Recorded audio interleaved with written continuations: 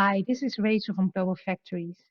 In this video, I will show you how to teach in pills in the MDM system.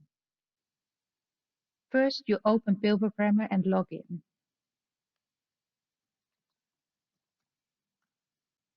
Now you can enter the pill ID for the pill you want to teach in, or you can select it from the pill list if it's already in the system.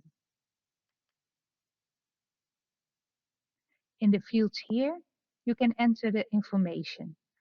You don't have to do this, only the pill ID field is mandatory and the description is highly recommended. For clarification, the imprint field here is for letters or numbers which are printed on the pill. This is often the case with capsules.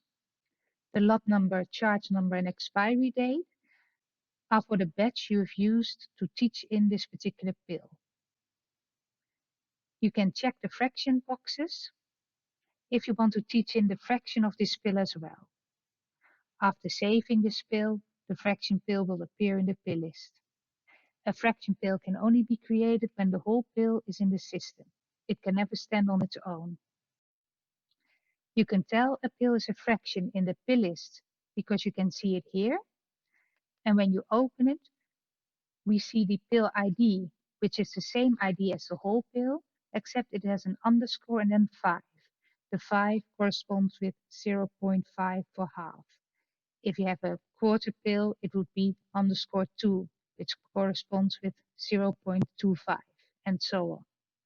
So whenever you see a pill ID with an underscore and then a number at the end, you know it will be a fraction pill. Let's go back to the paracetamol we were teaching in earlier. The identity check is used if you want to have a periodic visual check by the operator on a particular pill, even if no alarms are raised. The number you select here will set after how many pouches a pouch will be flagged for this visual check. You can check this setting if the pill you're teaching in is a very large pill. In this case, if you have an MDM with a separator and a batch contains this particular pill, the separator will stay up to avoid the pill from getting jammed underneath. When you're teaching in a transparent pill and this setting is checked, the system will search for this pill in every pouch, even when it's not expected. As this search takes time, of course, we recommend to have this setting checked for no more than 3 or 4 pills.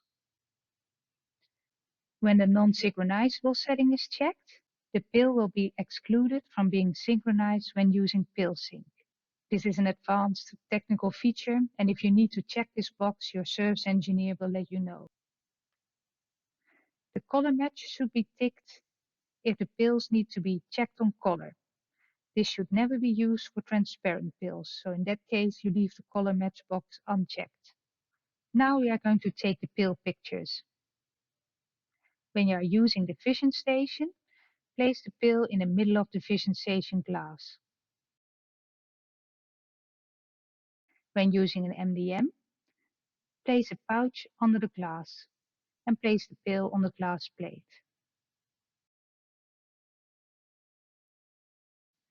Make sure the pill is in the middle of the cross. Now you press either grab or Ctrl-G on your keyboard. You have to teach in at least one pill model, but we recommend to take a picture of every side the pill could be pictured on in the pouch during production. This way you avoid unnecessary rejections.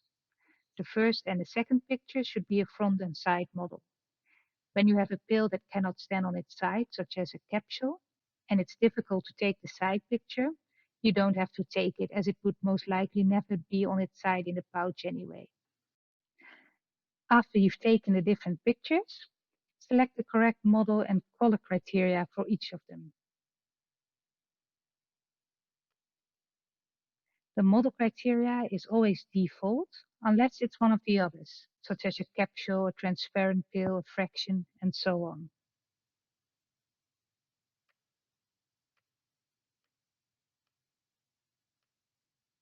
Don't forget to choose the correct color criteria.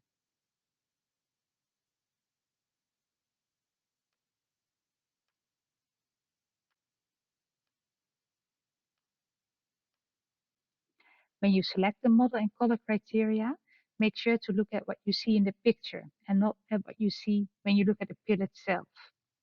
A pill may seem pastel colored, for example, in which case it will be a soft light, but if in the picture it has light reflected, it would become a sharp heart.